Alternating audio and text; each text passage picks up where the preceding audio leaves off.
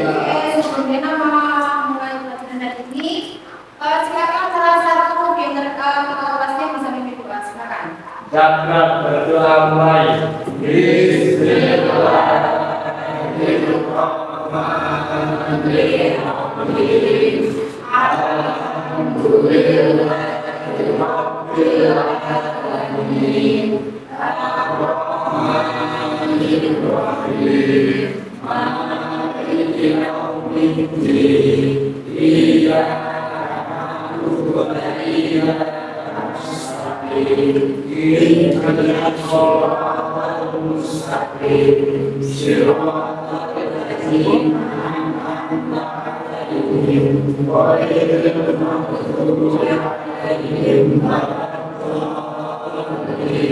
Kamera sih, itu laptop. Oke, makasih. Hari ini siapa yang sudah masuk?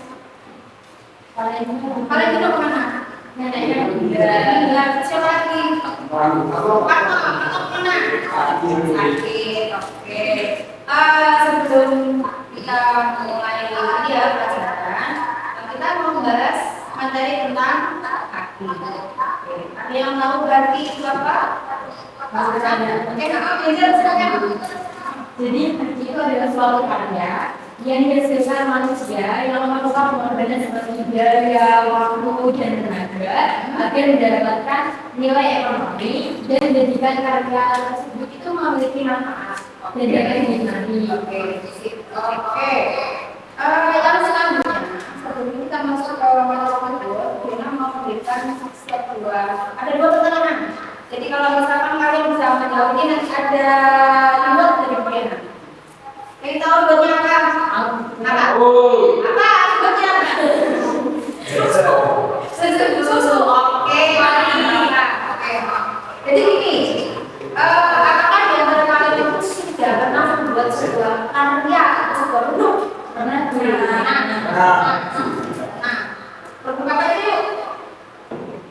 Produk apa itu? Batik apa? Batik asam. Oke. Dan pertanyaannya kedua, apakah bagaimana cara kalian untuk supaya produk kalian itu bisa dinilai pasien? Mendaftarkannya dulu. Mendaftarkan produk tersebut di dan memiliki hak cipta dia dulu. Kemudian mendaftarkan seperti kemana kita belajarnya? Di Cibadak, kenapa sih? Di CKI, oke. Itu nanti belajarnya bisa secara apa saja?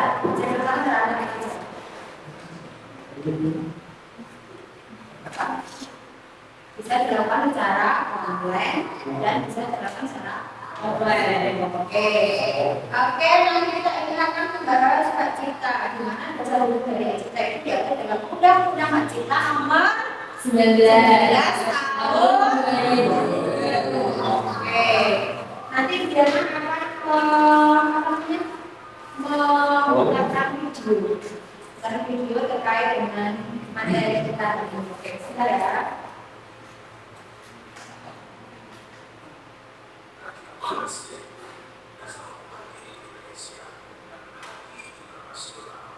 Oke, berarti kan?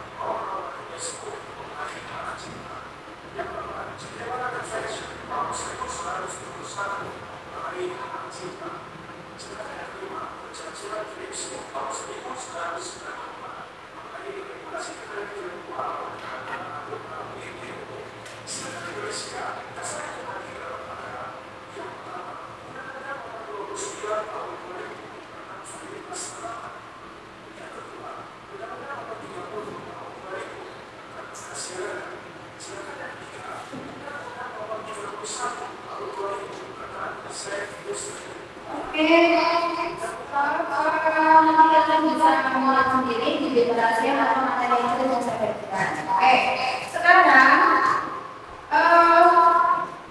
kalian bisa mencari materi tentang hati lewat apa saja.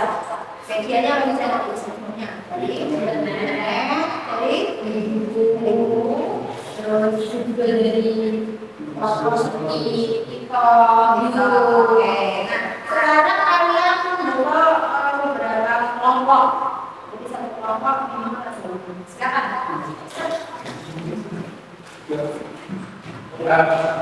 Ini ada itu adalah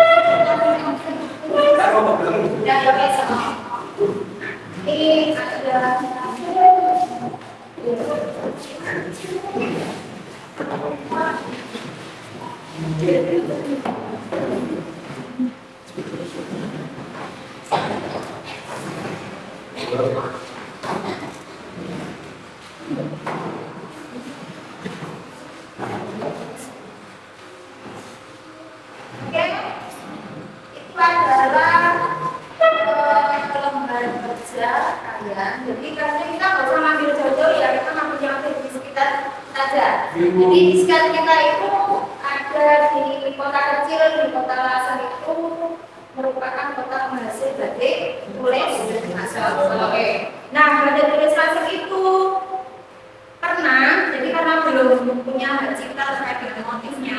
Nah, itu ada beberapa oknum yang mengambil motif tersebut, bahkan rela membeli sampai dengan puluhan juta rupiah supaya bisa membeli batik langsung, kemudian motifnya dijual, diplagiat dan dibuat batik kering. Nah, secara finansial itu nanti pas yang dibutuhkan adalah fantasi batik. Nah, tugas kalian di sini ini ya. Lakukan, jadi baca literatur yang dapat dihubungkan dengan aktivitas yang akan kalian kerjakan ini. Kemudian lakukan pembahasan dan diskusi. Ketentuannya ini berarti kalian mengidentifikasi kasus pelanggaran hak cipta yang terjadi pada motif batik Lasem. Kemudian menganalisa dampak ekonomi dari pelanggaran hak cipta terhadap bisnis yang kalian kelola. Jadi kalian itu seolah-olah bukan sebagai peneliti, tapi seolah kalian sudah menjadi pengusahanya. Perlukan strategi hukum dan tindakan apa yang kalian bisa diambil untuk melindungi hak cipta dari motif batik kalian. Kemudian melakukan evaluasi bagaimana hak cipta dapat digunakan untuk mendukung perkembangan industri batik tulis di asal. Di kasus yang serupa, karena di Indonesia itu kan tidak hanya di Lasem saja yang merupakan sentra penghasil batik, dari ada di mana saja itu, Pekalongan, kemudian di Solo, di Lampung juga ada. Jadi nanti membandingkan, jadi pendekatan apa yang bisa diambil untuk melindungi hak cipta. Nah, ini berarti kalian itu melakukan sebagai pemilik usaha. Nah, untuk mendapatkan kasus masalah tentang pelanggaran hak cipta, silakan scan barcode yang sudah saya bagikan itu di LKPD. Silakan scan dulu barcode-nya. Jadi kamu duduk sini, kamu sini. Jadi kamu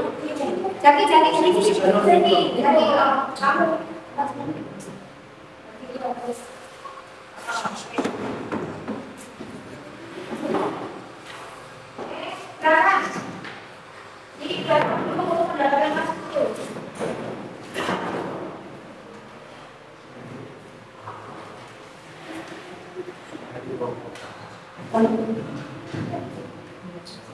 Sudah? Ya.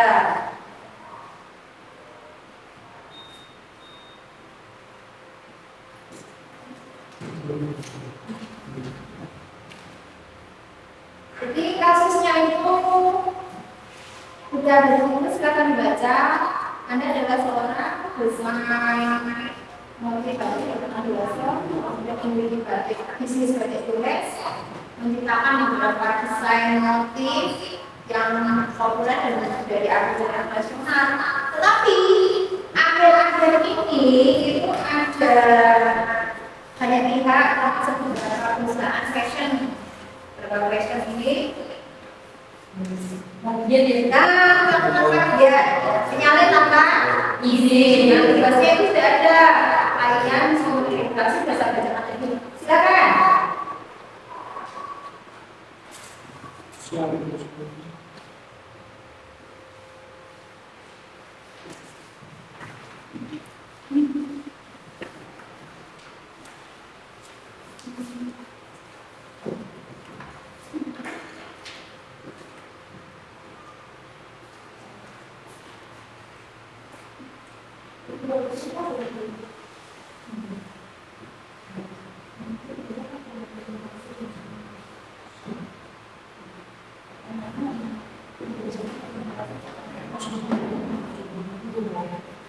Dan pertanyaannya membunuh ini kalau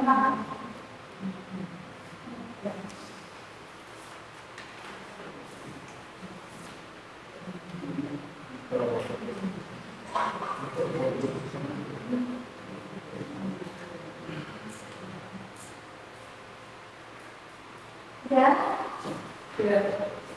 Oke. Dalam masing-masing waktu kita menikmati.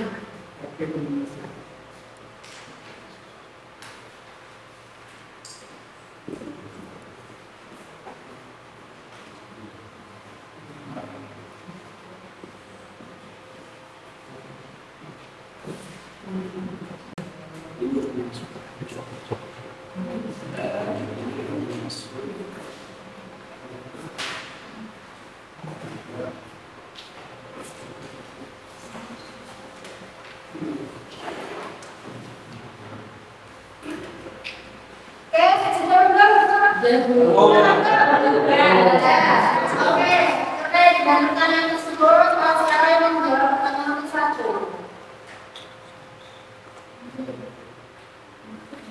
Saya.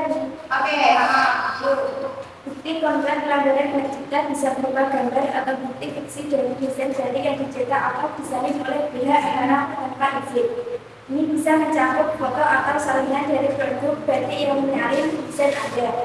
Catatan komunikasi dengan pihak yang diduga melanggar hak cipta atau bukti perbandingan antara desain asli Anda dan yang juga disalin. Dan bukti konkretnya bisa beberapa. Kalau saling bukti konkretnya beberapa gambar atau bukti fisik dari desain atau motif dari Oke. Nah, oke, adanya ini ada yang dari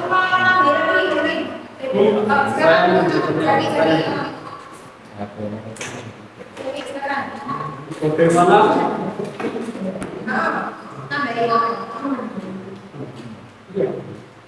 Bukti konkretnya kan kalau kata Andi itu ini berupa gambar atau bukti fisik berupa ibadah.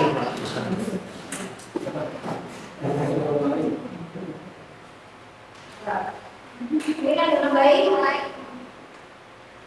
Paling mungkin. Ini pengakuan dari pihak-pihak yang menciptakan ya? Pengakuan dari pihak-pihak yang menciptakan. Pengakuan dari pihak-pihak yang menciptakan. Walaupun itu sudah berapa namanya dia punya ciptaan. Iya, bisa Jadi ada. ada definisinya. Oke. Kemudian tadi lagi mau tanya Pak. Ya, betul. Masih pertanyaan. Bagaimana pelanggaran hak cipta tersebut mempengaruhi bisnis dan komunitas mutilasi? Bagaimana? Pelanggaran hak cipta tersebut mempengaruhi bisnis dan komunitas mutilasi. Bagaimana pelanggaran hak cipta tersebut bisa Mempengaruhi bisnis dan bisnis dari komunitas mutilasi. Oke. Ayo, kemudian lagi bagaimana? Oke. Pelanggaran hak cipta dapat merugikan bisnis secara finansial dengan produk yang dihasilkan yang lain tanpa izin akan berpengaruh ke penjualan produk asli dan juga dapat menganggap inovasi serta kreativitas dalam industri kreatif serta mengurangi insentif untuk menciptakan desain baru dan akan berdampak merugikan dari pasar secara keseluruhan. Berarti sangat iya, namanya sangat pelanggaran sangat meningkat ya, sangat ya. Dilihat dari secara finansial ya, secara finansial karena itu kan ada yang jiplak ya, jiplak oleh pihak lain. Kemudian kalau misalkan itu kan proses pembuatan batik langsung secara ini kan sangat lama sekali ya. Mulai proses produksinya kan kita olah, ya bikin pola, kemudian lengkreng, dari situ lengkreng, nembok, mewarnai, kemudian kalau misalkan kita kayak butuh waktu 1 minggu, sedangkan kalau misalkan kita batik kita ngambil pola dan motifnya ketika dibuat batik 1 jam adalah karena secara finansial memang komunitas batik rasa sangat tinggi juga. Oke. Kemudian pertanyaan ini tadi apa? Ya, ada yang bisa menjawab yang tidak? Saya Bu. Oke, silakan Rizky. Ada beberapa langkah hukum yang dapat diambil. Ini termasuk mengajukan gugatan terhadap pihak yang melanggar, meminta penghentian hukum asn yang dilanggar, serta meminta kompensasi atas kerugian yang diperoleh. Kita juga dapat melibatkan pihak-pihak yang berbalik seperti pengadilan dan pihak yang melindungi hak cipta. Bilang, ini ada beberapa langkah hukum yang dapat diambil. Seperti mengajukan gugatan terhadap pihak yang melanggar, meminta penghentian hukum asn yang dilanggar, serta meminta kompensasi atas kerugian yang diperoleh. Nah, kalau misalkan mereka udah tahu dari ini kompensasi apa yang bisa kita Ya seperti uang ganti rugi. uang semacam uang ganti rugi Iya. karena kita merasa udah Dirugikan. Oke. Nah, kalau seperti itu apa terus kalau kami hukumnya bagaimana? Perlindungan cipta. Kita kan juga sebagai orang lasem kan juga tidak terima kalau misalkan karya dari orang-orang lasem itu bisa diakui dijiplak atau diplakir oleh pihak lain. Kemudian langkah hukum yang bisa diambil itu apa? Ya mengajukan pidana ke pengadilan. Betul langsung kayak ini. Nah kalau misalkan kamu belum punya hak cipta, masa kita langsung bisa ini? Bisa bukan mendaftarkan hak cipta. Harus mendaftarkan produknya itu. Nah, supaya diakui, diakui terlebih dahulu dan sudah harus berluaskan juga Bu agar semua orang layak itu tahu bahwasanya produk kita sudah dilindungi dalam pelindungan hukum. Nah, kalau misalnya itu harus bagaimana menyebarluaskan. Ya, menyebarluaskannya itu bisa lewat media sosial seperti ada lewat Facebook, lewat Instagram, atau kita juga bisa via TikTok, bahkan bisa menulis kita di Google. Oke, lalu kemudian Rizky kalau misalnya sudah mendaftarkan kita Kita baru bisa mengajukan baru kita ini langkah secara hukum kita bisa membuka tersebut. Oke. Oke. Kemudian pertanyaan selanjutnya yang harus diselesaikan.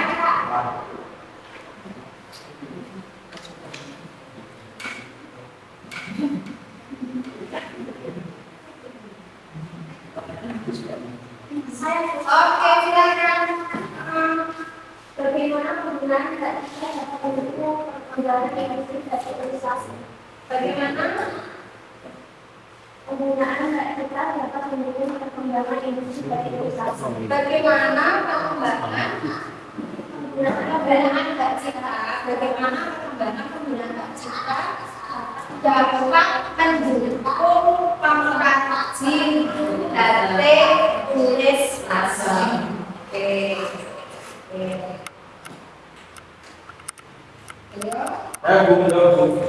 Oke, silakan.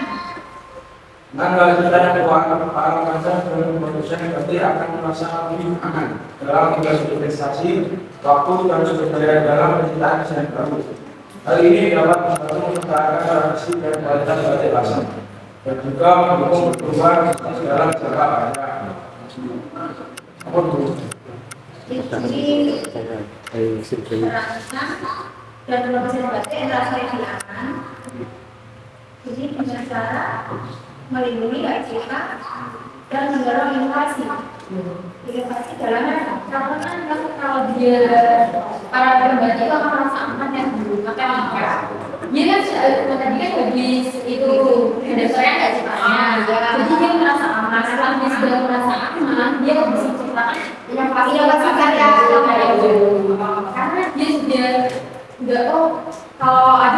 biasa berlaku, berarti kan akan berkenaan sanksinya kan dia akan merasa aman. Baru kalau misalkan dia sudah merasa aman, ketika ada pelagiat dari pihak lain atau oknum yang lain, kita bisa ini ya bisa Oke. Apa aja dong? Apa? Selingkuh, kalau itu ada.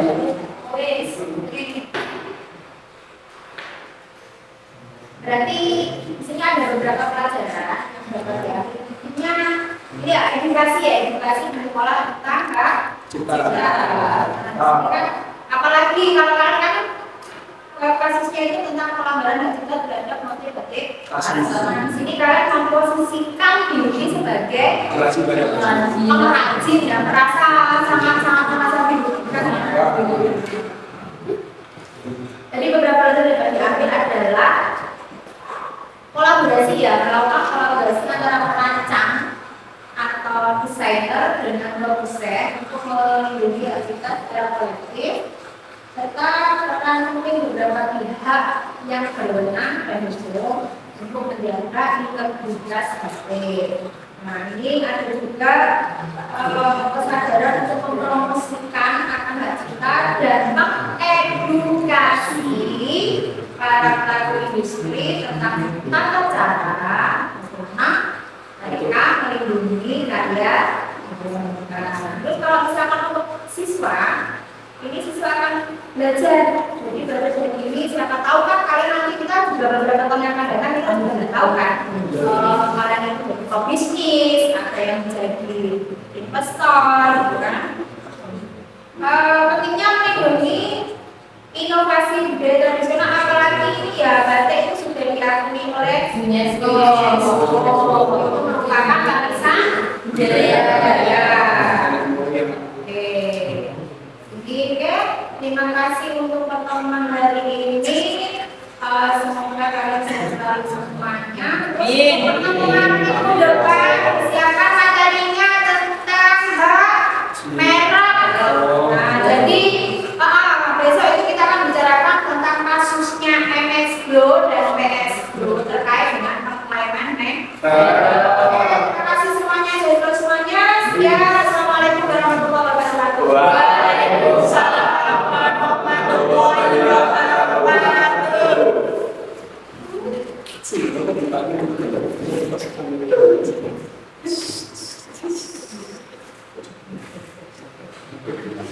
Oke, sampun Bu Ati.